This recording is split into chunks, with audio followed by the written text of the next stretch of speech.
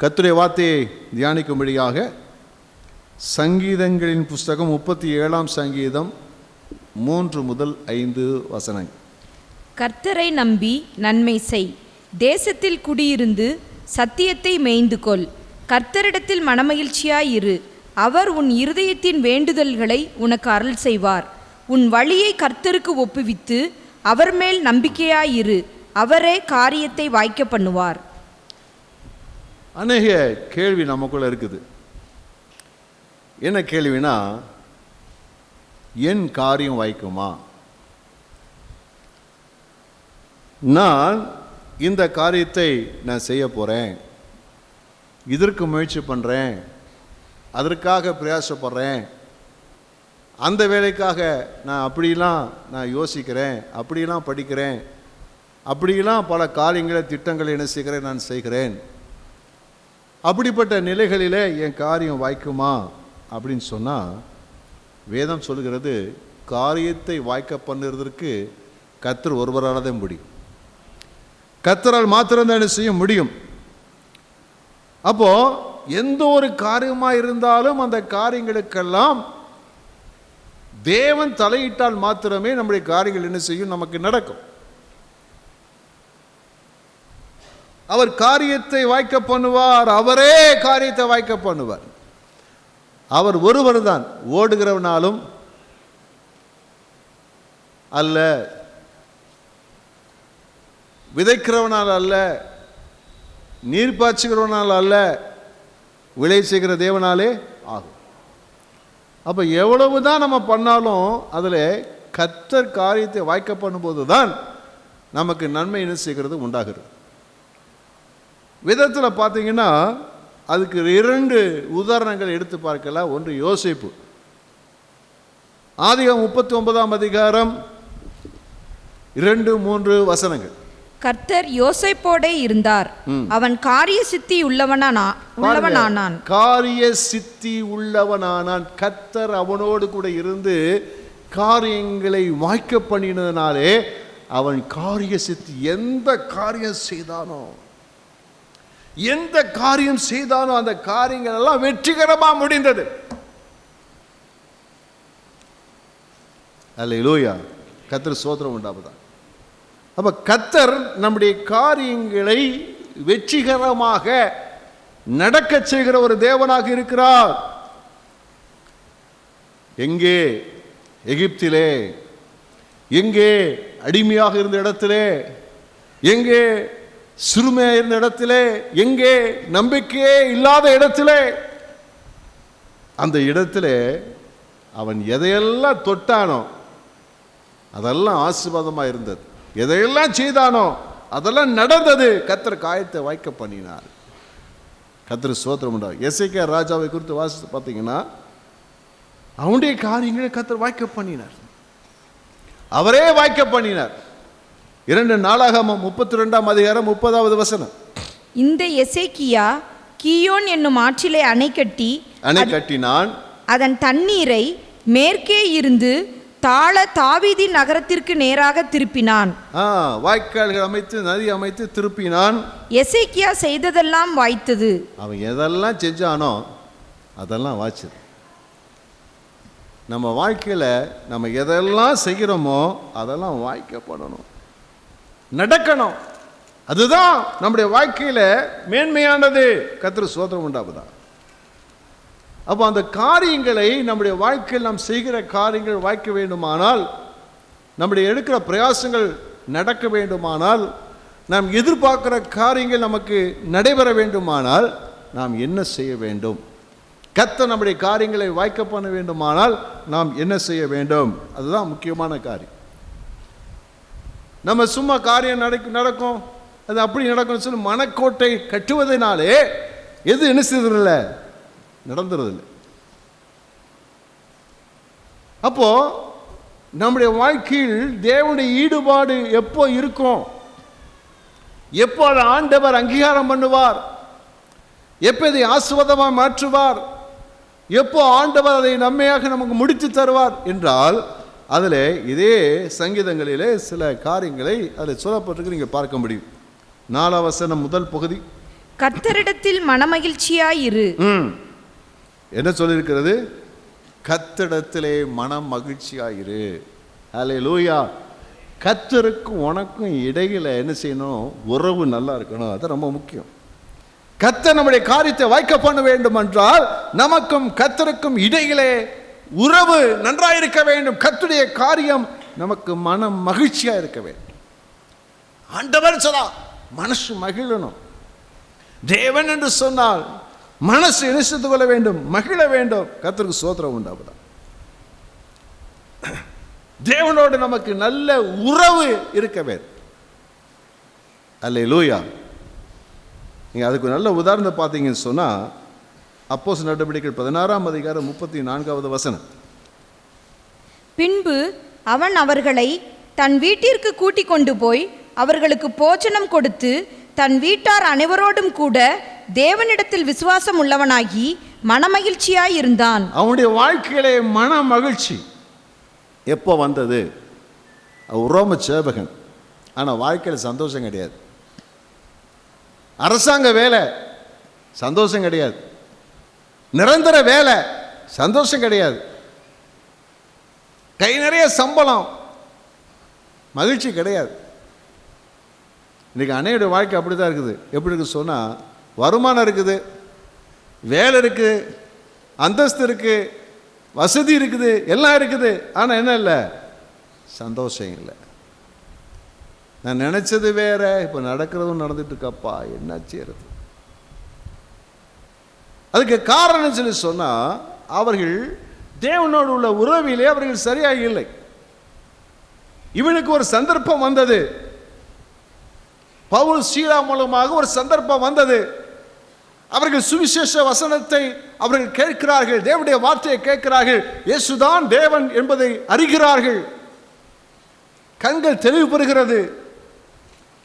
அவர் சொல்லுகிற வார்த்தையை கேட்டு தேவனோட உறவை ஏற்படுத்த வேண்டுமானால் தங்கள் பாவங்களை அறிக்கை செய்யணும், மனம் திரும்பணும், அவரை சொந்த ரட்சகராக ஏற்றுக்கொள்ளணும், முழுகி ஞானஸ்நானம் எடுத்து அவரோட உடன்படிக்கை பண்ண வேண்டும் என்று சொல்லி அங்கே சொல்லப்படும் போது அந்த வார்த்தையை சந்தோஷமாக ஏற்றுக்கொண்டு குடும்பமாக தேவனை விசுவாசித்து மனம் திரும்பி ஞானஸ்நானம் எடுத்தார்கள். அப்பொழுது அந்த குடும்பத்திலே மன மகிழ்ச்சி உண்டாயிற்று. ஹல்லேலூயா. அது தேவனால் உண்டாகிற ஒரு மன மகிழ்ச்சி, கர்த்தரை தேடுகிறதுனால் உண்டாகிற ஒரு மன மகிழ்ச்சி, கர்த்தரோட உறவை ஏற்படுத்தினால் உண்டான ஒரு மன மகிழ்ச்சி. அதனாலே அங்கே நன்மை உண்டாகிறதை குறித்து என்ன செய்கிற பார்க்கிறோம். உங்கள் வாழ்க்கையில் உங்களுக்கு பல விதங்களிலே சந்தோஷப்படக்கூடிய நிகழ்வு இருக்கலாம். ஆனால் உங்கள் வாழ்க்கையில் கர்த்தரோடு உள்ள உறவிலே வரக்கூடிய மகிழ்ச்சி இருக்குதே, அவரை தேடுகிறதுனால, ரட்சிக்கப்படுறதுனால, அபிஷேகம் பெறதுனால, ஞானஸ்நானம் பெறதுனால, ஜெயிலி ஜபிக்கிறதுனால, வேதத்தை தியானிக்கிறதுனால, கர்த்தருக்காக கொடுக்கிறதுனால, ஊழியம் செய்கிறதுனால, ஆராதனைக்கு வர்றதுனால உண்டாகிற மகிழ்ச்சி இருக்குதே, அதுதான் உண்மையான ஒரு மகிழ்ச்சி. அப்படி இருக்கும்போது தான் கர்த்தர் காரியங்கள் என்ன செய்கிறாரு? வாய்க்க பண்ணுகிறார். கர்த்தரிடத்திலே மன மகிழ்ச்சி ஆயிரு.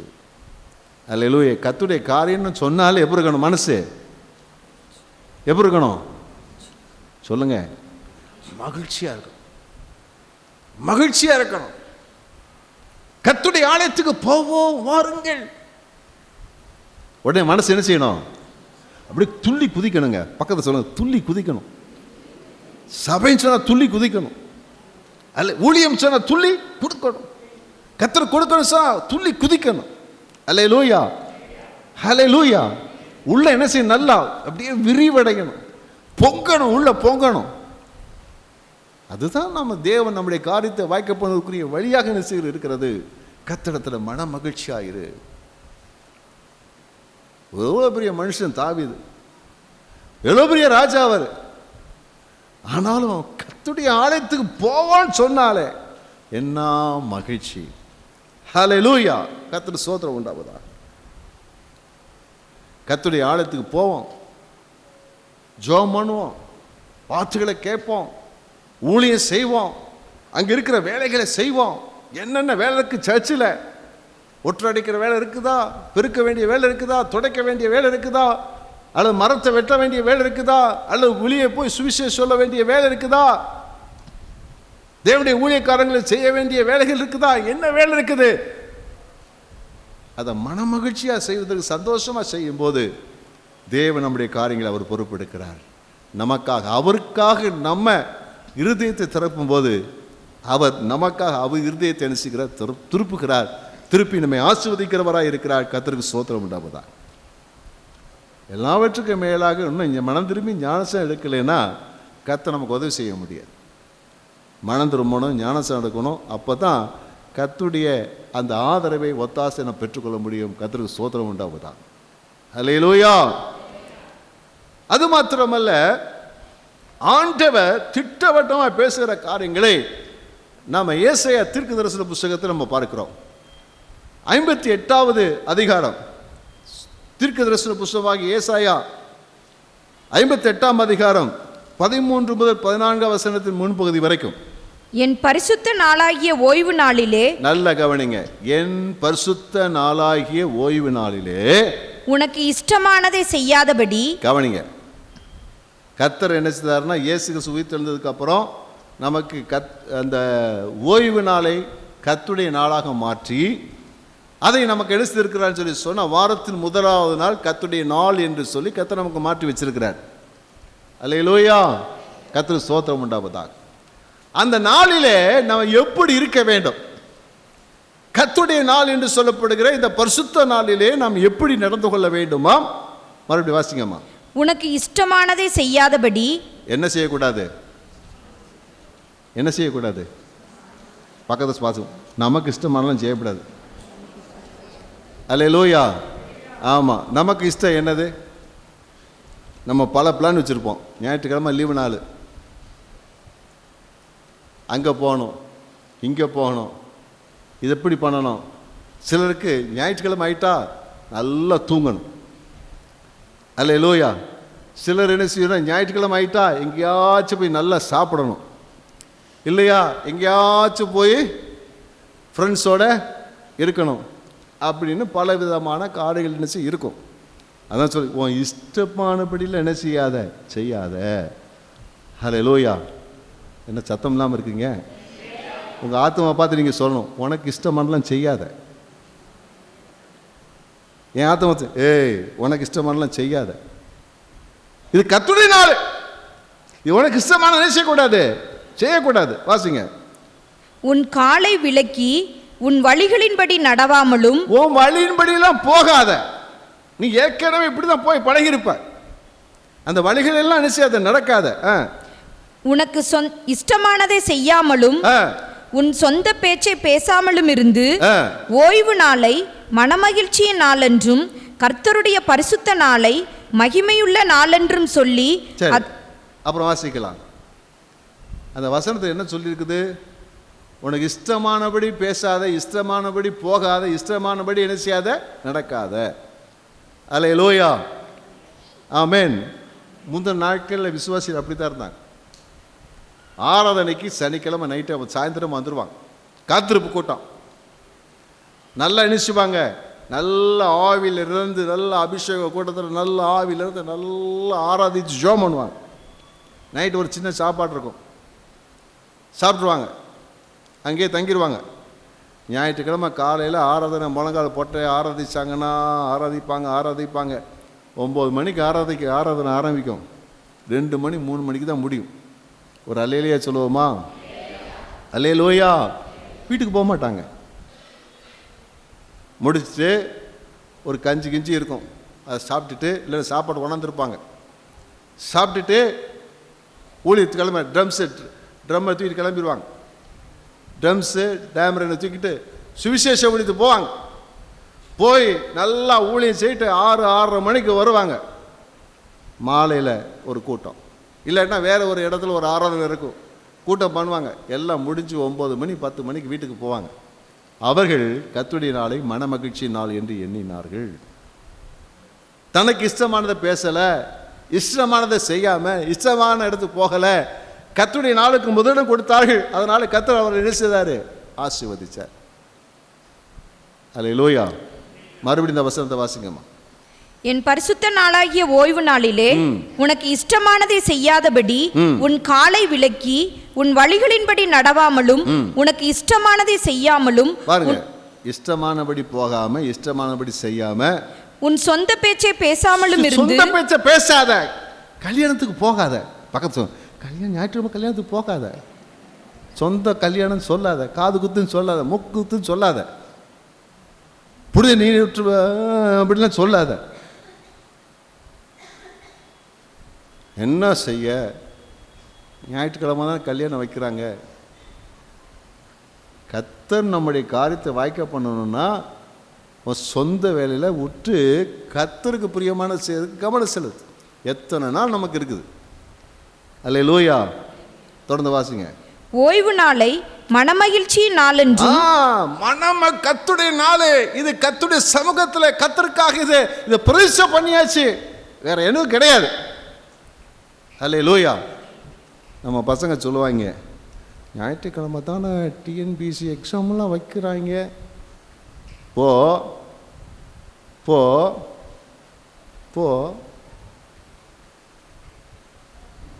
கர்த்தர் காரியத்தை வாய்க்க பண்ணணும்னு சொன்னா நீ கர்த்தருடைய நாள் என்று சொல்லி ஆசரிக்க வேண்டும். அல்லேலூயா. கர்த்தருக்கு துதியும் ஸ்தோத்திரம் உண்டாவதா. வாசிங்க.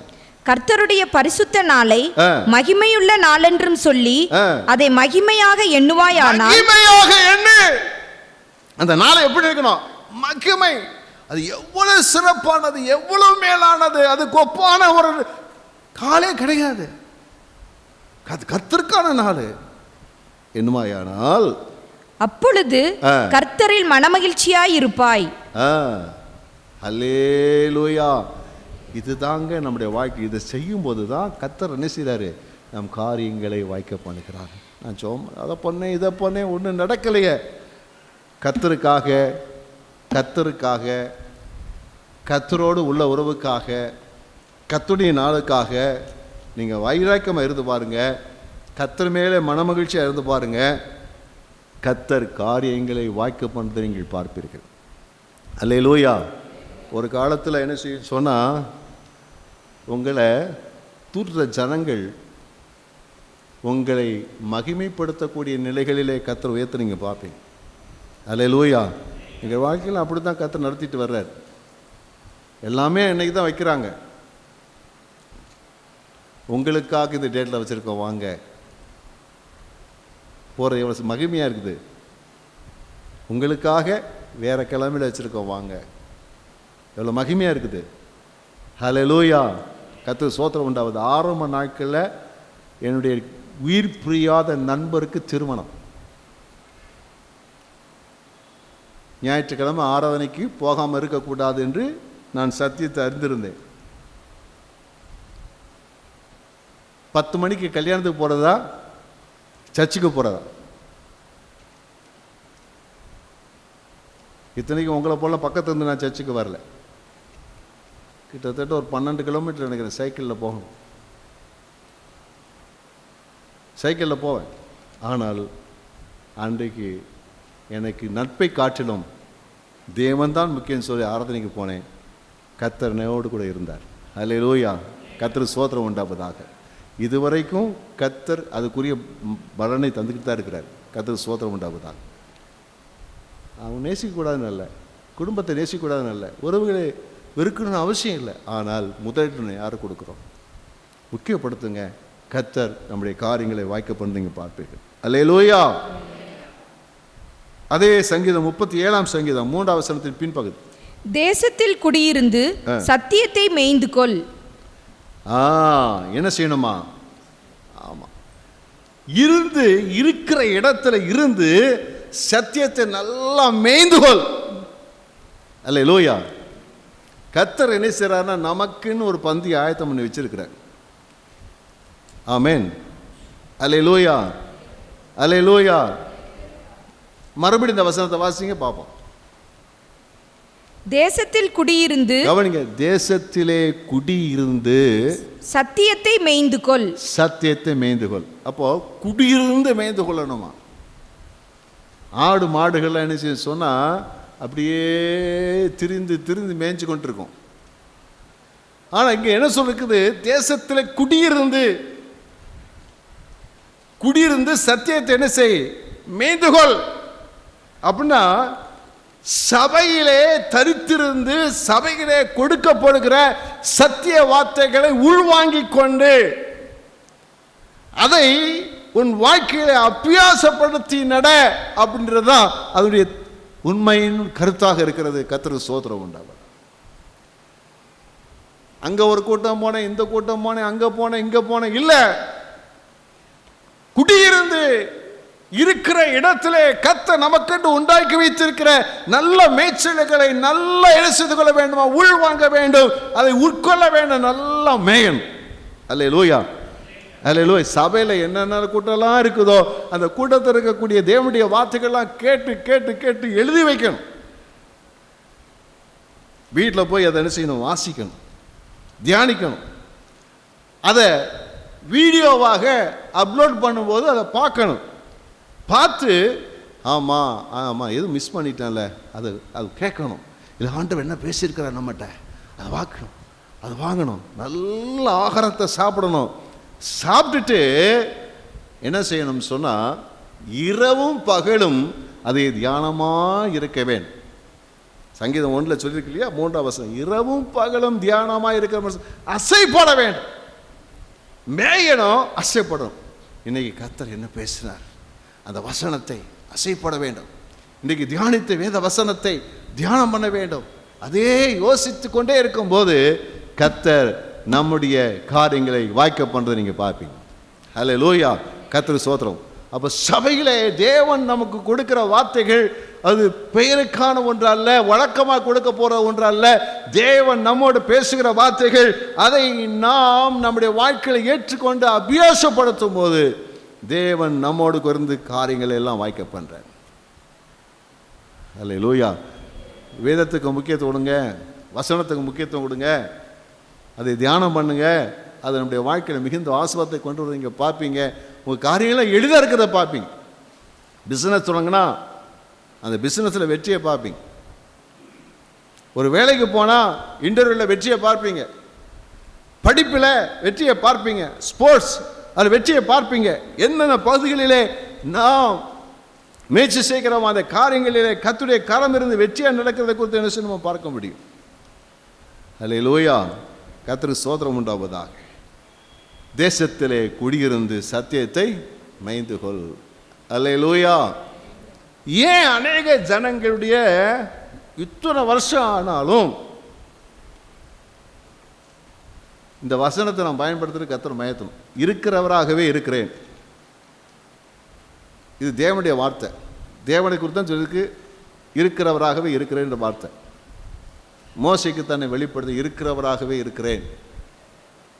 இன்னைக்கு அநேக விசுவாசி இருக்கிறவங்களாக தான் இருக்கிறாங்க, மாற்றமே இல்லை. ஏன்? ரட்சிக்கப்படுறதுக்கு முன்னாடி எப்படி இருந்தாங்களோ அப்படி தான் இருக்கிறாங்க. அதே கோபம், அதே எரிச்சல், அதே சண்டை, அதே பொய், அதே இச்சை. ஏன் மாறலை? ஏன் மாறலை? நீ தான் பதில் சொல்லணும் அதுக்கு. ஏன் மாறலை? ஏன்னா அதை உள்வாங்கலை, சத்தியத்தை உள்வாங்கலை. சத்தியம்தான் நம்ம உருவாக்கும், சத்தியம்தான் நம்முடைய வாழ்க்கையில் நம்ம சீர்படுத்தும், சத்தியம்தான் தேவனுக்கு ஏற்றபடி நம்ம மோல்டு பண்ணோம். ஆவியானவர் சத்தியத்தை கொண்டு தான் கிறிஸ்துவின் சாயலுக்கு ஒப்பாக நம்ம மர்வமாக்குகிறார்.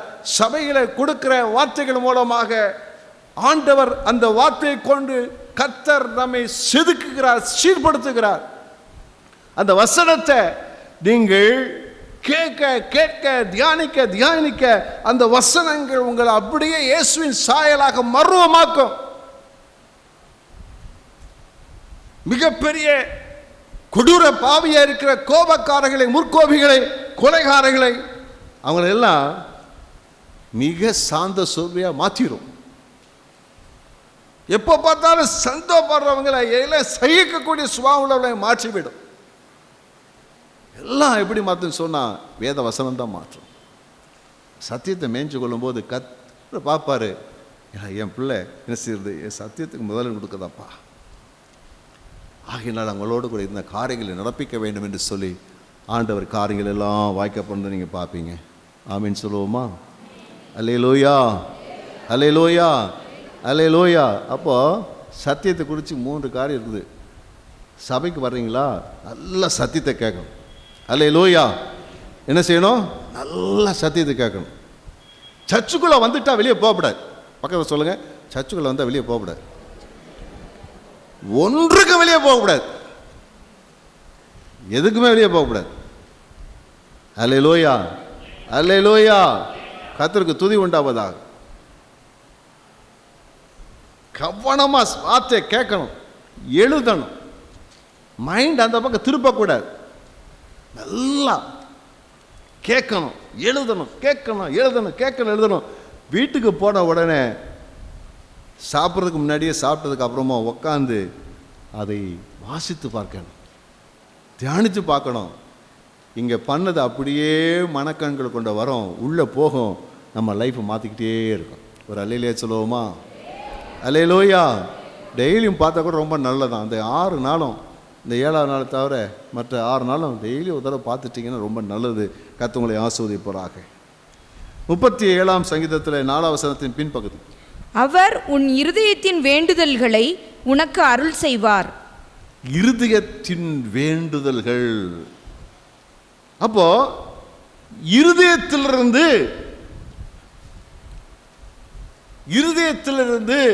வரக்கூடிய உண்மையான நம்முடைய விருப்பங்களை தேவனுக்கு எடுத்து சென்று கொள்ள வேண்டும், நாம் தெரியப்படுத்த வேண்டும். கர்த்தருக்கு ஸ்தோத்திரம் உண்டாவதாக. அல்லேலூயா. கர்த்தருக்கு தெரியப்படுத்தணும். ஆண்டவரே, என் காரியம் பொறுக்கணும் ஆண்டவரே, நான் உமக்காக ஒரு பிரியமான பாத்திரமாக வாழ விரும்புகிறேன் ஆண்டவரே, எனக்கு இப்படி ஒரு நல்ல வேலை கிடைக்கணும் எதிர்பார்க்குறேன் ஆண்டவரே, எனக்கு ஒரு வீடை கட்ட விரும்புகிறேன் ஆண்டவரே, என் தொழில் இப்போ இருக்குன்னு விரும்புகிறேன் ஆண்டவரே, கர்த்தருக்காக நான் இப்படி ஊழியம் செய்ய விரும்புகிறேன் ஆண்டவரே. என்ன விருப்பம் இருக்குது? உண்மையான அந்த விருப்பத்தை கர்த்தரிடத்திலே ஜெபத்தின் வாயிலாக தேவனுக்கு நாம் தெரியப்படுத்த வேண்டும். அல்லேலூயா. ஜெபம் பாரம்பரிய ஜெபங்களை உற்றணும். அல்லேலூயா. அன்னைக்கு சமையல் நம்ம ஜெபிக்கிறோம். எப்படி ஜெபிக்கிறோன்னா, நேற்று ஒரு மரண வீட்டில் கடைசி ஒருத்தர் ஜெபம் பண்ண சொன்னாங்க. என்ன ஜெபம் பண்ணணும்? ஆண்டவரே, இவர் பல்லவ ராஜ்யத்தில் இருக்கிறாரு, உம்மோடு கூட இருக்கிறார், இலக்கு கொடுத்த எல்லாருக்கும் வேண்டிய ஆறுதலை சமாதானத்தை தாரும். எங்களால் ஆறுதல் படுத்த முடியாது, நீங்கள் தான் ஆறுதல் படுத்தணும், ஜெபம் பண்ணணும். அவர் ஜெபம் பண்ணுறார் 20 நிமிஷம் ஜெபம் பண்ணியிருக்கார். எப்போ? அடக்க ஆராதனையில் இறுதி ஜெபத்தில் 20 நிமிஷம் ஜெபம் பண்ணியிருக்காரு. எனக்கெல்லாம் கால் வலிச்சிச்சு, உட்காந்துட்டேன். இன்றைக்கி அநேகர் அப்படி தான் நினைக்கிறோம். நல்லா ஜெபம் பண்ணா ஆண்டவர் கேட்டுருவார். நிறைய நேரம் ஆபிரகாமின் தேவனும் ஈசாக்கின் தேவனும் யாக்கோபின் தேவனும் ஆரம்பிச்சிட்டிங்கன்னா வெளிப்படுத்துகிற வரைக்கும் கொண்டு போயிடக்கூடாது. ஆண்டவர் பேசுங்க, மனசிட்ட உள்ளத்துல பேசுங்க. அப்பா, எனக்கு இப்படி இருக்க ஆண்டவரே, நான் இது விரும்புகிற ஆண்டவரே, எனக்கு செய்யுங்க ஆண்டவரே. அது பெரிய சென்டென்ஸாக இருக்கான், தப்பு கிடையாது. இதயத்தின் வேண்டுதல்களை சொல்வதற்கு நீண்ட நேரம் ஆகலாம். ஆனால் எங்கேருந்து வரணும்? ஜெபம் உள்ளத்தின் ஆழத்திலிருந்து. மற்றவங்க பார்த்து நீ நல்லா ஜெபம்னு சொல்கிறதில்ல, நம்ம உள்ளத்தின் ஆழத்திலிருந்து தேவ சமூகத்தில் நாம் தெரியப்படுத்த வேண்டும். அல்லேலூயா. எசேக்கியா ராஜா பெரிய பிரச்சனை, சாதாரண பிரச்சனை கிடையாது, பெரிய ஒரு பிரச்சனையில் மாட்டிக்கிட்டார். ஒரு குட்டி நாடு, அந்த யூத தேசம் குட்டி நாடு. அது முன் இந்த ராஜாக்கள் அநேகர் அதை சிதறடி நாசம் பண்ணிட்டாங்க. அந்த நாட்டையே ஒன்றும் இல்லாமல் பண்ணிட்டாங்க. பல முறை பலர் வந்து ஒன்றுமில்லாத நிலை இருக்குது. அப்போ தான் அந்த ராஜா கர்த்தருக்கு பயந்தவனாய் வந்து கொஞ்சம் அந்த தேசத்தை ஆவிக்குரிய நிலையை கொஞ்சம் புதுப்பிச்சு, தேசத்தில் கொஞ்சம் குளங்களை அதெல்லாம் கொஞ்சம் கட்டி மதச்சுவரெல்லாம் எடுத்து கொஞ்சம் சரி பண்ணிகிட்டு இருக்கிறார். அப்படி இருக்கும்போது பெரிய வல்லரசாக இருக்கக்கூடிய அசீரிய ராஜாக்கள் யுத்தத்துக்கு அவருக்கு முன்னாடி வந்துட்டாங்க. சுற்றி பாளையம் போட்டாங்க. பாளையம் போட்டுட்டு அங்கே சேனாதிபதி என்ன செய்கிறான்னா ஒரு லெட்டர் அனுப்புகிறான். நீ யார் மேல நம்பிக்கையா இருக்கிற? உங்க கர்த்தர் மேலையா? நாங்கள் பல தேசத்துக்கு போனோம், அந்த தேசத்துடைய கடவுளை உங்களை காப்பாற்றல. உங்கள் தேவன் உன்னை எத்தி விடுறதுக்கு நீ இடம் கொடுக்காத அப்படின்னு சொல்லி நீ சரணடைஞ்சிருன்னு சொல்லி என்ன செய்கிறான். கடுமையான வார்த்தைகளை எல்லாம் அவன் பேசி ஒரு நிருபத்தை எழுதுறான். ராஜா எடுத்து பார்க்குறான், அப்படியே உள்ள உடஞ்சி போகுது. சட்டையெல்லாம் கிழிச்சுக்கிறான், வஸ்திரம் தான் கிழிச்சுக்கிறான். என்ன செய்யறது? பெரிய வல்லரசு, ஒன்றும் செய்ய முடியாது. சுற்றி அவர்கள் என்ன செய்றாங்க? முற்றுகை போட்டாங்க. ஒரு காரியத்தை செய்தான். என்ன செய்தானா, அந்த நிருபத்தை அப்படியே தேவ சமூகத்தில் கொண்டு வச்சான். வச்சு, ஆண்டவரே, அவன் சேரில் உண்மை இருக்க தான் செய்யுது. பல தேசத்துக்கு போனாங்க, அவங்கள தேவர்கள்லாம் அவங்களை காப்பாற்றலை. ஏன்னா அவங்களாம் விக்கிரகங்கள், கடவுள் இல்லையே. ஆனால் நீ ஜீவனுள்ள தேவன் ஆண்டவரே, நீ ஜீவனுள்ள தேவன் ஆண்டவரே அப்படின்னு சொல்லி தேவ சமூகத்திலே அவன் ஜெபம் பண்ணுகிறான். தேவ சமூகத்தில் என்ன செய்கிறான்? அவன் ஜெபம் பண்ணுகிறான். தன் இருதயத்தை அப்படியே ஆண்டு சமூகத்தை ஊற்றுறான். அப்படியே சொல்கிறான். இந்த ஜெபத்தை தான் கர்த்தர் நம்மகிட்ட கேட்குறேன். இந்த ஜெபத்தை தான் தேவன் நம்மகிட்ட எதிர்பார்க்குறார். உள்ளத்தின் ஆழத்திலிருந்து எழும்பி வருகிற அந்த சத்தம் இருக்குதே, அதான் உண்மையான ஜெபம். ஆண்டவர்கிட்ட பேசுங்க, உங்கள் கருத்து கர்த்தர்கிட்ட பேசுங்க. உங்கள் தேவை என்ன, பிரச்சனை என்ன, போராட்டம் என்ன, கஷ்டம் என்ன, எந்த காரியத்துக்காக போராடிட்டு இருக்கிறீங்க, எந்த காரியத்துக்காக தவிச்சிட்டு இருக்கிறீங்க, ஆண்டவர்கிட்ட சொல்லுங்க. ஒரு பாவம் உங்களை வேதனைப்படுத்துதா, ஆண்டவர்கிட்ட சொல்லுங்க. ஆண்டவரே சொல்லுங்க. தேவையில்லாத ஒரு சம்பவம் உங்கள் வாழ்க்கையில் வருதா, ஆண்டவர்கிட்ட சொல்லுங்க. நீங்க நினைக்கிற காரியம் நடக்க மாட்டேங்குதா, ஆண்டவர்கிட்ட சொல்லுங்க. ஆண்டவர் நமக்காக கிரியை செய்ய வல்லவராக இருக்கிறார். அல்லேலூயா, அல்லேலூயா. எப்தா என்றுதான் நியாயாதிபதி அதை தான் செய்தான். அவனை வீணன்னு சொல்லி துரத்தி விட்டாங்க. ஆனால் பெலிஸ்தர்களுக்கு விரோதமாய் வந்தபோது நீ விட்டால் வேற ஆள் என்ன வர்றாங்க. அவன் யோசிக்கிறான், எப்படி ஆண்டவரை, எனக்கு யுத்த பெருசெல்லாம் ஒன்றும் தெரியாதே. தன் காரியத்தெல்லாம் ஆண்டுடைய சமூகத்தில் எல்லாவற்றையும் என்ன அவள் சொன்னான். அப்படி வேதம் இருக்குது. எல்லாம் ஆண்டு சொல்கிறான். இருபத்தி நாலு சொல்கிறான். அதனால பாருங்க, இருபத்தெல்லாம் தேவ சமுதிரத்தை ஊற்றி விட்டான்னு சொல்லியிருக்குது. அப்படி ஜெபம் பண்ணுங்க. ஒன்றும் முடியலையா, ஆண்டவரே இப்படி நடக்குதாப்பா அப்படி சொல்லுங்க. ஜெபம் தான். இருபத்தி நாலு ஜெபம் வரட்டும், ஒரு கண்ணீர் வரட்டும். என்னால் முடியலான்ற சொல்லுங்க. சரத்தில் வியாதியா போராட்டம் ஆண்டவர்கிட்ட சொல்லுங்க. ஆண்டவர் முடியலப்பா, எனக்கு அப்படி பண்ணுது ஆண்டவரே சொல்லுங்க. தேவன் அற்புதம் செய்றீங்க பாப்பீங்க. அல்லேலூயா, அல்லேலூயா. கர்த்தருக்கு ஸ்தோத்திரம் உண்டாவதாக. 37 சங்கீதம் 5 வசனம் முதல் பகுதி. உன் வழியை கர்த்தருக்கு ஒப்புவித்து அவர் மேல் நம்பிக்கையாயிரு. என்ன செய்யணும்? பிரச்சனைகளை சுமந்துட்டு இருக்க கூடாது. ஆண்டுகிட்ட சொல்லிட்டு, ஆண்டு எனக்காக கிரியை செய்வார், நம்பிக்கையாக இருக்க வேண்டும். அவரை நோக்கி பார்த்த முகங்கள் எல்லாம் பிரகாசம் அடைந்தன. அவைகளை ஒன்றுமே என்ன செய்யலை, வெற்றுப்பட்டு போகலை.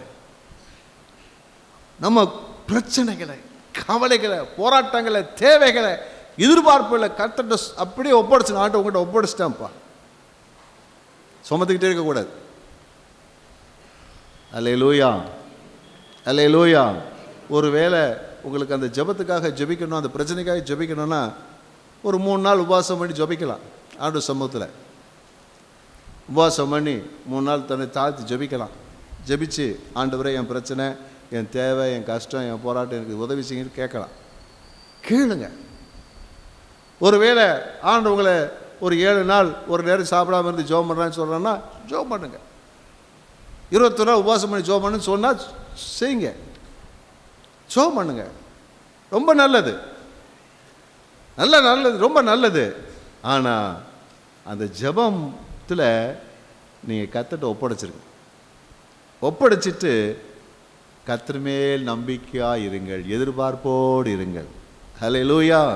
என்ன செய்யணும்? எதிர்பார்க்கணும். கர்த்தர் செய்ய போகிறாரு, கர்த்தர் பார்த்துக்குவாரு, கர்த்தர் அற்புதம் செய்திருவாரு, நல்ல காரியம் எனக்கு வரப்போகுது. ஹல்லேலூயா. எசேக்கியா ராஜா அதை தான் செய்தார். எசேக்கியா ராஜா அதை தான் செய்தார். விரிச்சாரு, எல்லாத்தையும் சொன்னார். சொல்லிட்டு ஹல்லேலூயா. சங்கீதம் 3:5 பாருங்க.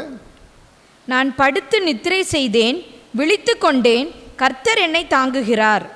நல்ல சத்தமா அல்லேலூயா சொல்லுவோமா? பிரச்சனை வரும்போது, போராட்டம் வரும்போது எப்படிங்க தூக்கம் வரும்? பிரச்சனை போராட்டத்தில் இருக்கும்போது, ஒரு தேவை இருக்கும்போது எப்படி தூக்கம் வரும்? ஆனால் தாவீது என்ன சொல்கிறாருன்னா, தேவன்கிட்ட ஒப்பு கொடுத்துட்டேன், கர்த்தர் செய்வார் எதிர்பார்த்து போய் நான் படுத்துட்டேன், நல்லா தூங்கிட்டேன். இளைப்பாறுதல் கர்த்தர்ட்ட வச்சிடணும், நம்ம ரிலாக்ஸ் ஆகிக்கணும். அல்லேலூயா. பக்கத்தில் சுமந்துகிட்டே இருக்காதுங்க, ரிலாக்ஸ் ஆகிருங்க. சொல்லுங்கள், சுமந்துட்டே இருக்காதுங்க, ஆண்டுகிட்ட போட்டுட்டு நீங்கள் ரிலாக்ஸ் ஆகிக்குங்க. இனி வேலை செய்ய வேண்டியது யாரு? யாரு? கர்த்தரே வாய்க்க பண்ணுவார். கர்த்தர் தான் அந்த வேலையை செய்யணும், நமக்கு நடப்பித்து தர வேண்டும். அல்லேலூயா. கர்த்தருக்கு ஸ்தோத்திரம் உண்டாவதாக. நம்ம அதனால சும்மா படுத்து தூங்கிடக்கூடாது. சிலருக்கு சோறு கண்ட இடம் சொர்க்கம், சிலருக்கு பெட்டு தான் சொர்க்கம், படுக்கை தான் சொர்க்கம். அல்லேலூயா. கர்த்தருக்கு ஸ்தோத்திரம் உண்டாவதாக. சிலருக்கு சோறு கண்ட இடம் சொர்க்கம் சொல்லுவாங்க, சாப்பாடு கிடைச்சா போதும் அங்கே படுத்துருவாங்க, உட்காந்துருவாங்க. சிலருக்கு என்னது? படுத்துருவாங்க. தாவீது சொல்றார், அந்தி சந்தி மதியான வேளைகளை உம்மை நோக்கி கூப்பிடுகிறேன்னு சொல்றார். அல்லேலூயா. இது அந்தி சந்தி மதியான வேலைக்கு எல்லாரும் தூங்கும். சிலர் எப்பெல்லாம் தூங்கணும் தோண்டிச்சா தூங்கிடுவாப்புல. இல்லை, அதல்ல. அல்லேலூயா. கர்த்தருக்கு ஸ்தோத்திரம் உண்டாவதாக.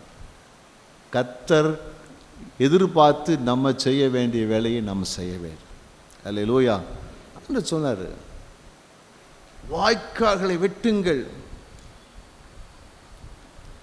தண்ணீர் இல்லை, வாய்க்கால்களை வெட்டுங்க. அவரை என்ன செய்ய? தண்ணீராக நிரப்பப்படும் சொன்னார். நம்ம செய்ய வேண்டிய வேலை செய்யணும். படிக்கணும், நம்ம படிக்கத்தான் செய்யணும். எக்ஸாம் எழுத படிக்கத்தான் செய்யணும். தொழிலை செய்யணும், எதிர்பார்க்குற காரியங்களை செய்யணும். நம்ம செய்ய வேலை செய்யும்போது கர்த்தர் காரியங்களை அவர் செய்வார். அதுதான் கர்த்தருக்கு ஒப்பு கொடுத்ததுமே நம்பிக்கையாக இருத்தல். அல்லேலூயா. நம்பிக்கையாக இருக்கணும். அதுக்கேற்ற கர்த்தர் என்ன செய்ய போகிறாரோ அதுக்கு ஏற்ற வேலைகளை நம்ம செய்ய ஆரம்பிச்சோம். ஆமீன் சொல்லுவோமா? அல்லேலூயா. அல்லேலூயா. கர்த்தருக்கு ஸ்தோத்திரம் உண்டாவதாக. செய்யுங்க, கர்த்தர் பெரிய காரியங்களை செய்வார். கர்த்தர் அப்பொழுது அப்படி காரியங்களை நடப்பிக்கிறதுக்கு பார்ப்பீங்க. கடைசியாக ஒரு காரியம், அதே சங்கீதம் 37ஆம் சங்கீதம் 3ஆம் வசனம். கர்த்தரை நம்பி நன்மை செய். கவனிங்க, கர்த்தரை நம்பினா மட்டும் போதாது. காரியத்தை ஒப்பு கொடுத்து கர்த்தர் மேல் நம்பிக்கை இருந்தால் மட்டும் போதாது. என்ன செய்யணுமா? நன்மை செய், தீமைக்கு தீமை செய்யாதே. அல்லேலூயா. கர்த்தருக்கு ஸ்தோத்திரம் உண்டாவதா. நம்முடைய வாழ்க்கையில் இந்த பழி வாங்குதல் இந்த வார்த்தை நமக்கு இருக்கக்கூடாது. அல்லேலூயா. கர்த்தருக்கு ஸ்தோத்திரம் உண்டாது. பழிக்கு பழி வாங்க நம்ம லைஃப்பில் இருக்கக்கூடாது. எண்ணமே நமக்கு சொல்லும். அப்போ தேவனுடைய பிள்ளைகளாக இருக்கிற நம்ம என்ன செய்ய சொன்னால், ஒருத்தர் நமக்கு தீமை செய்தால் அவங்களுக்கு நன்மை தான் செய்யணும். யாராக இருந்தாலும் சரி, அவங்க எவ்வளோ பெரிய தீமை செஞ்சாலும் சரி. ஆண்டவர் என்ன சொல்றாருன்னா, உன் சத்துரு பசியாக இருந்தால் என்ன செய்ய?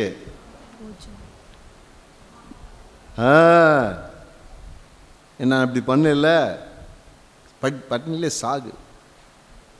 அப்படியா? என்ன சொன்னார் ஆண்டவர்? என்ன சொல்றாரு? பசியாக இருக்கானா? அல்லேலூயா. அவனுக்கு மட்டன் பிரியாணி செஞ்சு கொடுறான்னு சொல்கிறார் ஆண்டவர். ஆமென். பசியாக இருந்தாச்சு, நல்ல சாப்பாடு கொடு. தாகமாக இருக்கானா? ஒரு ஜூஸ் போட்டு கொடு, நல்லா கொடு, நான் பார்த்துக்க, நீ விடுப்பா அப்படின்னு சொல்கிறார். அப்போது நமக்கு தீமை செய்யணுக்கு நன்மை தான் செய்யணுமோ தவிர தீமைக்கு தீமை செய்யக்கூடாது. தீமைக்கு தீமை யாருடைய பாணி? அது பிசாசுடைய பாணி. ஆனால் தேவனுடைய காரியம் எப்படிப்பட்டது சொன்னால், தீமைக்கு நன்மை செய்யவே, தீமைக்கு நன்மை செய்யணும்.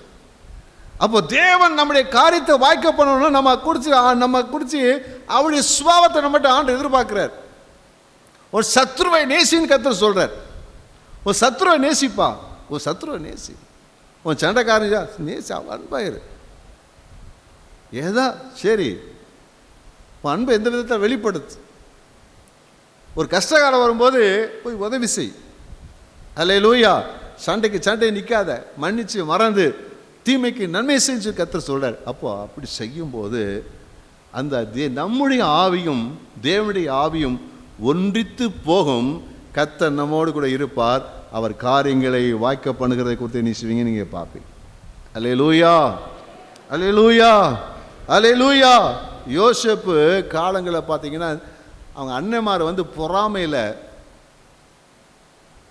எப்போ பார்த்தாலும் அவங்களை பார்த்தாலே அவங்களுக்கெல்லாம் எரிச்சல், எல்லா சோதருக்கு. ஏன்னா அப்பா எப்போ பார்த்தாலும் அவன்கிட்ட தான் நினைச்சாரு, எப்படி தான் அன்பாக ரொம்ப அன்பாக இருக்கிறார். அவர் ஸ்பெஷலாக ட்ரீட் பண்ணுறார். என்ன சொன்னாலும் யோசேப்பு எப்படி இருக்கான் பாடுறா, எப்படி இருக்கான் பாரு சொல்லும்போது மற்ற சோழருக்கு என்ன எரிச்சல் வருகிறது. அவனை நம்ம அப்பாட்டிருந்து பிரிச்சிடணும்னு சொல்லி அவனை எப்படியாச்சும் கொலை பண்ணணும்னு சொல்லி குழியில் தூக்கி போடுறாங்க. அடிமையாக விற்று போட்டாங்க.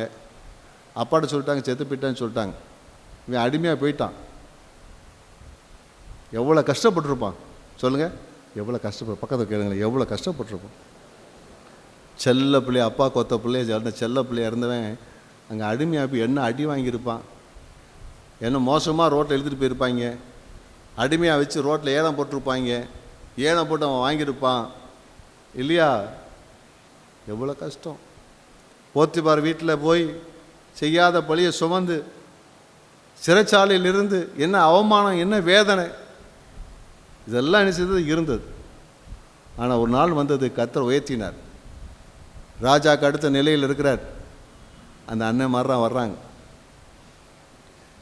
தன்னை வெளிப்படுத்துகிறார். எல்லாம் நடுங்குறாங்க. அவ்வளவுதான், நம்ம தொலைஞ்சோம், பயப்படாதீங்க, உங்களுக்கு நன்மை செய்வதற்காக கர்த்தர் இப்படி கொண்டு வந்தான்னு சொல்லி அவரை அரவணைச்சு அந்த பஞ்ச காலத்தில் அந்த தேசத்திலிருந்து கூட இவங்களை கோஷை நாட்டில் எகிப்தில் குடியிருக்க பண்ணி அவளை போஷித்து அவளை காப்பாற்றி அவருக்கு வேண்டிய சகல நன்மைகளை செய்திருக்கிறார். இதுதாங்க நம்ம கிறிஸ்தவம். பக்கத்தில் சொல்ல, இதுதாங்க கிறிஸ்தவம். அல்லேலூயா. நமக்கு தீமை செய்யறதுக்கு நன்மை செய்யறது அது. அல்லேலூயா. கர்த்தர் ஸ்தோத்திரம் உண்டாவதாக. அதை புரிந்து கொள்ளக்கூடிய சக்தி நமக்குள் இருக்கட்டும். கர்த்தர் நம்மை அப்படி மாற்ற வல்லவராக இருக்கிறார். அல்லேலூயா. அதை நாம் செய்யும்போது கர்த்தர் என்ன செய்கிறார்னா, நம்முடைய பிரச்சனைகள் எல்லாம் மாற்றுகிறார். ஏசாயா 37ஆம் அதிகாரம் 36 முதல் 38 வசனங்கள். அப்பொழுது கர்த்தருடைய தூதன் புறப்பட்டு, எசேக்கியா காலத்தில் நடந்ததை குறித்து பார்க்கிறோம். எசேக்கியா ராஜாவுக்கு வந்த பிரச்சனைகள், போராட்டங்களிலே அவன் தேவ சமூகத்தில் போய் என்ன செய்கிறான், எல்லாம் இருந்திருக்கிறதெல்லாம் சொல்லி கர்த்தர் மேல் நம்பிக்கையா இருக்கிறான். அசிரியரின் பாளையத்தில் 185,000 பேரை சங்கரித்தான். அன்று ராத்திரியில் நடந்தது. என்ன நடந்தது? அன்னைக்கு ராத்திரியில் ஒரே ஒரு தேவதூதன் ஆண்டவர் அனுப்புறார். அவர் போய் எங்கே அசீரிய சேனைக்குள்ள போய் எல்லாத்தையும் ஒரே ஆளி அழிச்சிட்டார். அசீரிய ராஜா ஊரில் இருக்கிறார், நாட்டில். அவனையும் ஆண்டவர் அழிச்சு போட்டார். அவர் சொந்த மகனை வச்சு அழிச்சு போட்டார். ஒரே நாள் 185,000 பேர். நல்லா கையை தட்டி கர்த்தரை மகிமைப்படுத்துவோமா? அல்லேலூயா. இந்த தேவன் தான் நம்முடைய தேவன். இந்த தேவன் தான் நம்முடைய தேவன். நமக்காக காரியம் என்ன செய்வார்? வாய்க்க பண்ணுகிற தேவன். நம்மோடு கூட இருந்து கர்த்தர் அற்புதங்களை செய்வார். அல்லேலூயா, அல்லேலூயா. கர்த்தர் ஸ்தோத்திரம் உண்டாவதாக. அப்போ தேவன் இந்த விதத்தில் நம்மை நடத்த உண்மையுள்ளவராக இருக்கிறார். இப்படி காரியங்கள் நமக்காக வாய்க்க பண்ணுவார். யோசேப்போடு கர்த்தர் கூட இருந்தார். அவர் எதெல்லாம் செஞ்சாரோ அதெல்லாம் வாய்க்க பண்ணினார். கர்த்தருக்கு ஸ்தோத்திரம் உண்டாவதாக. இதையெல்லாம் நம்ம செய்தோமானா நிச்சயமாக கர்த்தர் நம்மோடு இருந்து நாம் செய்கிற காரியங்கள்லாம் வாய்க்க பண்ணுவார். நாம் தோல்வியின் முகம் அல்ல, வெற்றியின் முகத்தோடு நடக்கக்கூடியவர்களாக இருப்போம். அல்லேலூயா, அல்லேலூயா. கர்த்தருக்கு ஸ்தோத்திரம் உண்டாவதாக. கர்த்தரிடத்தில் மன மகிழ்ச்சியாக இருக்கணும். தேசத்தில் குடியிருந்து சபையில் இருந்து சத்தியத்தை நல்லா உள்வாங்கி அதை கை கொள்ளிருக்க வேண்டும். நம்முடைய பிரச்சனைகளை தேவனிடத்தில் தெரியப்படுத்தணும். நம்ம காரியத்தையெல்லாம் கர்த்தரிடத்தில் ஒப்பு கொடுத்துட்டு அவருமே நம்பிக்கை இருக்கணும். கர்த்தர் செய்வார் என்று சொல்லி தீமைக்கு தீமை என்ன செய்யக்கூடாது. தீமைக்கு நன்மை செய்ய பழகணும். அப்போது கர்த்தர் நம்முடைய காரியங்கள்லாம் வாய்க்க பண்ணுறது நீங்கள் பார்ப்பீங்க. அல்லேலூயா. இது சாதாரணமானதல்ல, இது கர்த்தருடைய வார்த்தை. இது செஞ்சு பாருங்கள், நடந்து பாருங்கள். உங்கள் பிரச்சனைக்காக கர்த்தருடைய சமூகத்தில் இதன்படியே இந்த 5 காரியங்களை செஞ்சு பாருங்கள். இந்த 5 காரியங்களை செய்து பாருங்கள். கர்த்தர் உங்கள் கூட இருந்து உங்கள் காரியங்கள்லாம் வாய்க்கிறது நீங்கள் பார்ப்பீர்கள். அல்லேலூயா, அல்லேலூயா. அப்போது மற்றவங்க சொல்லுவாங்க, இவர்கிட்ட ஏதோ ஒன்று இருக்குப்பா, இது ஏதோ ஒன்று இருக்கப்பா, அதனால தான் அவன் எடுக்கிற காரியம் நல்லா நடக்குது. ஏதோ ஒன்று அல்ல, தேவன் என்னோடு கூட இருக்கிறார். கர்த்தர் என் காரியங்களை வாய்க்க பண்ணுகிறார். கர்த்தர் என்னோடு கூட இருக்கிறார். கர்த்தர் என் காரியங்களை வாய்க்க பண்ணுகிறார். கர்த்தருக்கே மகிமை என்று சொல்லக்கூடிய அந்த நாட்களை தேவன் நமக்கு தருவார். அல்லேலூயா. எல்லாம் எழுதி நம்ம ஜெபிக்க போகிறோம். எல்லாம் எழுதி நம்ம ஜெபம் பண்ணுவோம். Glory to Father. Shantala Rahabali Antaraba. Shanti Rabala Mashaka Baradia. உங்கள் இருதயம் கர்த்தரிடத்தில் மனமகிழ்ச்சியாக இருக்கா? ஆலைன்னு சொன்னால், சபைன்னு சொன்னால், சபைக்குழுன்னு சொன்னால், ஊழியன்னு சொன்னால், சபையில் வேலைகள் என்று சொன்னால் மகிழ்ச்சியாக இருக்குதா? கர்த்தருடைய நாளில் மனமகிழ்ச்சி நாளாக நீங்கள் நினைக்கிறீங்களா? கர்த்தருடைய நாளை நம்ம சொந்தமானதை பேசாமல், சொந்தமான இடத்துக்கு போகாமல் கர்த்தருக்கு முதலிடம் கொடுக்குறோமா? செஞ்சு பாருங்கள், செஞ்சு பாருங்கள், செஞ்சு பாருங்கள். முதலிடம் கொடுத்து பாருங்கள். சத்தியத்தை நல்லா உள்வாங்கிக் கொள்ளுங்க. ஆர்வமாக தேவனுடைய வார்த்தையை கேளுங்க, நடங்க. இந்த வாரம் முழுவதும் அந்த வசனத்தையே தியானம் பண்ணுங்க. ஹல்லேலூயா. எந்த பிரச்சனையாக இருந்தாலும் சரி, உங்கள் பிரச்சனைகளை, எதிர்பார்ப்புகளை கர்த்தரிடத்தில் சொல்லுங்கள். அவர் கேட்குறதுக்கு ரெடியாக இருக்கிறார், ரெடியாக இருக்கிறார், ரெடியாக இருக்கிறார், ரெடியாக இருக்கிறார். ஆகாரம் பார்த்து கேட்குறார், ஒரு காரியம் என்னம்மா, எங்கே இருந்து வர, எங்கே போகிற கேட்குறார். நம்ம காரியங்கள்லாம் விசாரிக்கிறார். இந்த உலகத்தில் உண்மையாக நம்ம விசாரிக்கிறதுக்கு யாரும் கிடையாது. ஆனால் ஆண்டவர் எல்லாவற்றையும் நினைச்சார்னா ரொம்ப விசாரித்து கவனமாக கேட்குறார். எளிமையான ஒரு ஜெபம், ஒரு எளிமையான ஜெபம், இருதயத்தில் வந்த ஒரு குமுறல், அதை கூட கர்த்தர் கேட்குறார். அதை கூட கர்த்தர் கேட்குறார். அப்படி சொல்லிடுங்க. கர்த்தர்கிட்ட ஒப்படைச்சிருங்க. ஒப்படைங்க, ஒப்படைங்க. நம்பிக்கையா இருங்க, நம்புங்க. நீங்கள் நம்புகிற காரியம் கர்த்தரால் உங்களுக்கு வரும். நம்புகிற காரியம் கர்த்தரால் வரும். கர்த்தர் உங்களை உயர்த்தும் போது ஒரு நாளும் தீமைக்கு தீமை செய்யாதீங்க. ஹல்லேலூயா. கர்த்தர் உங்களுக்காக அற்புதங்களை செய்றீங்க, பார்க்க போகிறீங்க. ஹல்லேலூயா, ஹல்லேலூயா. கர்த்தர் உங்களுக்காக அற்புதம் செய்கிற பார்க்க போகிறீங்க, நன்மை செய்கிற பார்க்க போகிறீங்க, கர்த்தர் காரியங்களை வாய்க்க போகிறத பார்க்க போகிறீங்க. ஹல்லேலூயா. கர்த்தர் எல்லாம் ஸ்தோத்திரம் பண்ணி கர்த்தர் நாமத்தை மகிமைப்படுத்துவோமா? ஹல்லேலூயா, ஹல்லேலூயா. ஒரு பாடலை பாடி நாம் முடிக்க போகிறோம். ஹல்லேலூயா. கர்த்தருடைய நாமத்துக்கு ஸ்தோத்திரமும் துதியும் உண்டாவதாக. ஒரு பாடலை பாடி நாம் முடிக்க போகிறோம். ஹல்லேலூயா. கர்த்தருக்கு ஸ்தோத்திரம் உண்டாவதாக. ஹல்லேலூயா. உன் காரியத்தை வாய்க்க பண்ணும் கர்த்தர் உன்னோடு கூட இருக்கிறார். ஹல்லேலூயா. நம்முடைய ஆண்டவர் நம்மோடு இருக்கிறார். அவர் காரியத்தை வாய்க்க பண்ண போகிறார், வாய்க்க செய்வார். எது சிறுசோ பெருசோ எந்த காரியமாக இருந்தாலும் சரி, அதை வாய்க்க பண்ண அவர் போதுமானவராக இருக்கிறார். ஹல்லேலூயா, ஹல்லேலூயா. Glory to Jesus. Glory to God. கவலைப்படாதீங்க, பயப்படாதீங்க. உங்களை அழைத்தவர் உண்மையுள்ளவராக இருக்கிறார். உங்களை பேச சொல்லி அழைத்தவர் உண்மையுள்ளவராகவே இருக்கிறார். உங்களோடு கூட இருக்கிறார், நம்மோடு கூட இருக்கிறார். காரியத்தை நிச்சயம் வாய்க்க பண்ணுவார். ஆண்டவர் சத்துருக்கு முன்பதாக உங்களுக்கு ஒரு பாரு உங்களுடைய பந்தியை ஆயத்தம் பண்ணி வச்சிருக்கிறார். ஜனங்கள் சொல்லுவாங்க,